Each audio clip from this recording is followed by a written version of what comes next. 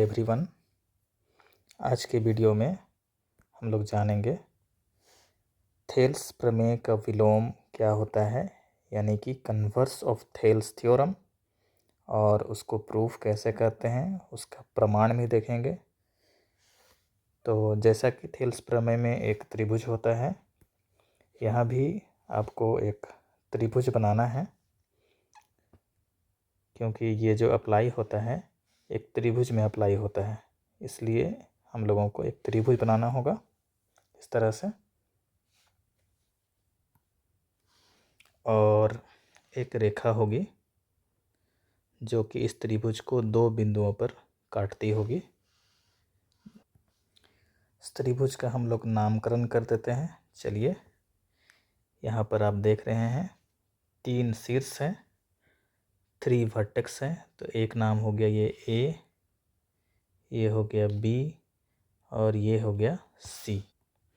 और क्योंकि ये दो बिंदु पर, ये जो रेखा आप देख रहे हैं, ये दो बिंदु पर, एक ये बिंदु और एक इस बिंदु पर प्रतिच्छेद कर रही है, इंटरसेक्ट कर रही है, तो इसका भी नाम हम लोग दे देंगे इस बिंदु का डी। और जस्ट इसके सामने में जो बिंदु है इसका नाम ई। ध्यान रखेंगे ये इस बिंदु का नाम है, राइट। इसके बाद हम लोग बाईं तरफ लिख लेंगे, दिया है एक त्रिभुज ए बी सी जिसमें ए डी बटा डी बी बराबर ए ई बटा ई सी। तो थेल्स प्रमेय में क्या करते थे, इस वाले पार्ट को हम लोग, इस वाले सेक्शन को प्रूव करते थे, ठीक है। इसमें जस्ट हम लोग क्या कर रहे हैं, उसका विलोम है, इसमें ये दिया हुआ है। तो सिद्ध क्या करना होगा, बिल्कुल आप गेस कर रहे होंगे, सिद्ध करना होगा कि डी ई बी सी के समांतर है। और इसको हम लोग इधर लिख भी लेते हैं।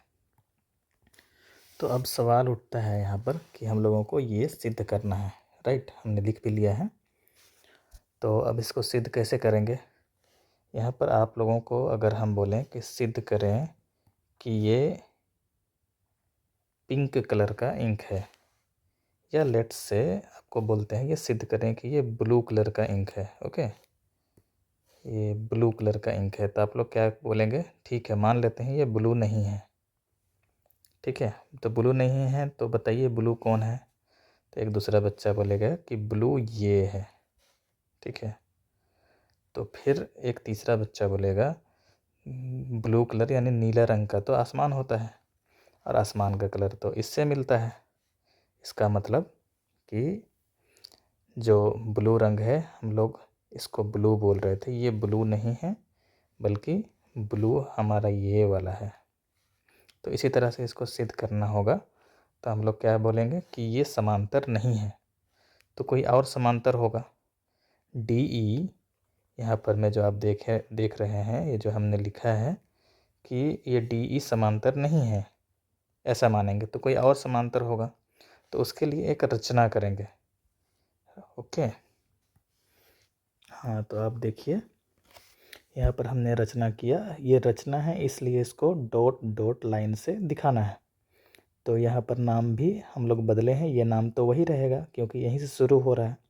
तो डी ई डैश को मान लिए कि ये बी सी के समांतर है, ये रचना करेंगे हम लोग, और इसको इधर हम लोग लिख भी लेते हैं। तो आप देखें हमने लिख लिया है, यदि संभव हो तो डी ई डैश ये वाला समांतर, इसको समांतर का ये सिंबल है, सूचक है गणित में, इसका मतलब गणितीय भाषा में समांतर होता है, D E dash B C की समांतर की रचना करें। तो चलिए रचना के हिसाब से ऐसा मान लिया जाए कि ये बी सी के समांतर है। तो हम लोग प्रमाण की तरफ बढ़ रहे हैं। तो यहाँ आप देखें कि प्रमाण ये है कि यदि डी ई डैश हमारे रचना से समांतर है बी सी, तो थेल्स प्रमेय हम लोग अब लगाते हैं। जो थेल्स प्रमेय हमने पिछले वीडियो में समझा था, वो थेल्स प्रमेय यहाँ लगाएंगे, क्योंकि अभी रचना हम लोग मान लिए कि ये D E dash B C के समांतर है। तो थेल्स प्रमेय से क्या होगा, हाँ बिल्कुल आप सही समझ रहे हैं, ये हो जाएगा A D by D B बराबर A E dash by E सी। और हम पिछला वाला जो दिया है इस समीकरण को 1 मान लेते हैं और ये वाले समीकरण को 2 मान लेते हैं। अब देखें समीकरण 1 और 2। समीकरण 1 में ए डी बटा डी बी है और समीकरण 2 में भी ए डी बटा डी बी है। तो क्योंकि दोनों में ये वाला हिस्सा बराबर है इसलिए इसका ये हो गया बायां पक्ष और ये हो गया दाहिना पक्ष। तो बायां पक्ष दोनों का बराबर है इसलिए दाहिना पक्ष भी एक दूसरे के बराबर हो जाएगा। ठीक है, यानी समीकरण 1 और समीकरण 2 से हम लोगों को क्या मिल जाता है, तो हम लोगों को इन दोनों समीकरणों से प्राप्त होता है कि ए ई बटा ई सी, ये लिखा हूँ मैं, बराबर हो गया ए ई डैश बटा ई डैश सी। अब यहाँ पर एक कमाल की चीज़ करनी है ताकि हमारा जो परिणाम जो हम लोगों को ये सिद्ध करना है ये आ जाए। वो कमाल का चीज़ क्या है, यहाँ पर हम लोग गणित अब लगाएंगे। ठीक है, अब गणित क्या लगाना है कि आपको दोनों ओर, बाईं ओर और दाहिनी ओर +1 करना है, यानी 1 जोड़ना है। ये मैंने बिल्कुल आपको करके दिखाया हुआ है। ये +1 ये अलग कलर का इस्तेमाल किया है, अलग रंग का इस्तेमाल किया है ताकि आप समझें कि इस स्टेप के बाद इस स्टेप में जब हम आए तो 1 जोड़ दिए हैं बाईं ओर भी और दाहिनी ओर भी। अब ये चल रहा होगा आप लोगों के मन में कि ये +1 क्यों किया गया। तो किसी नतीजे पर पहुंचने के लिए कभी कभी कुछ कुछ काम ऐसा रेडीमेड काम है जो हमारे पूर्वज बता कर गए हैं और उसको करने से हम कई बार नतीजों तक पहुंच जाते हैं। तो बिल्कुल हमने भी सीखा है और आप भी सीखें कि यही करना है। ओके, तो ये करने से क्या होता है, क्योंकि ये 1 है तो इसके नीचे भी 1 होगा। ये हम लोग तो जानते हैं, ये गणित है कि किसी भी संख्या का हर, इसको हर कहते हैं, डिनोमिनेटर, ये एक छिपा हुआ होता है। तो इसको अब हमने जाहिर कर दिया। ठीक है, तो अब इसी और 1 का हम क्या करेंगे, एलसीएम लेंगे। तो ये इसी ही होगा और ऊपर में क्या हो जाएगा, ऊपर में होगा ए ई जोड़ ये 1 और इसी गुना हो जाएगा तो ये हो गया इसी। तो इसी तरह से दाहिनी तरफ भी ये हो गया ए ई डैश, बीच में जोड़ है जोड़, और ई डैश सी और 1 को गुना करेंगे तो ये आएगा। इसको आप बहुत कम दिमाग लगा के ये समझें कि इसको क्रॉस गुना कर दीजिए, ए ई डैश गुना 1 ए ई डैश और ई डैश सी गुना 1 ई डैश सी, इस तरह से। अब यहाँ से बहुत ही इंटरेस्टिंग रिजल्ट मिलता है, आप देखेंगे नेक्स्ट स्टेप में, अगले स्टेप में। ए ई जोड़ ई सी क्या होगा, ए ई ये देखिए आप, और ई सी ये आप पिक्चर में जो हमने आकृति बनाया हुआ है इसमें देखेंगे, ए ई जोड़ ई सी हो जाएगा ए सी। तो यहाँ दोनों को जोड़ने पे ए सी प्राप्त होगा और नीचे में वही ई सी लिख देना है। और अगर हम ए ई डैश और ई डैश सी को भी इसी आकृति में ध्यान से देखें, ये हो गया ए ई डैश जोड़ ई डैश सी, इन दोनों को जोड़ेंगे तो ए सी प्राप्त होगा।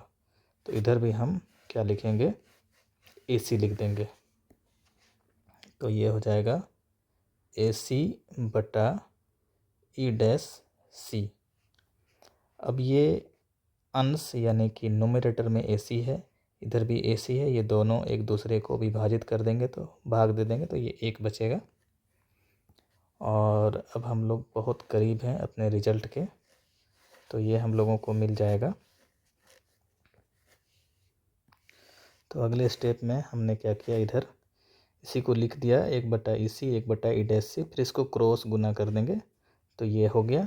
और हम लोगों को मिल जाता है कि ई डैश सी और ई सी दोनों आपस में बराबर है। हाँ, इसके बाद हम लोग ये लाइन लिख देंगे, यह तभी संभव है जब ई डैश एवं ई संपाती हो। और इसको समझना भी है कि हम लोगों को क्या मिल गया, ए ई डैश सी और ई सी दोनों बराबर है। तो बराबर कब होगा? जब ये इसके ऊपर ओवरलैप करेगा।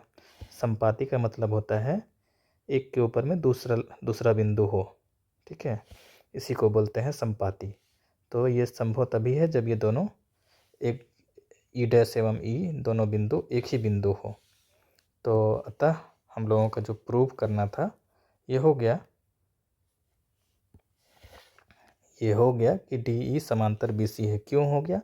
क्योंकि हम ये रचना जो किए थे ई डैश, तो ये तो ई डैश ई निकला है ना। जैसे अभी हमने जो शुरुआत में बताया था कलर वाली बात कि जो नीला रंग था वही नीला रंग है। तो ये ई डैश और ई दोनों संपाती है, इसलिए डी ई बी सी के समांतर है। प्रूव्ड हुआ।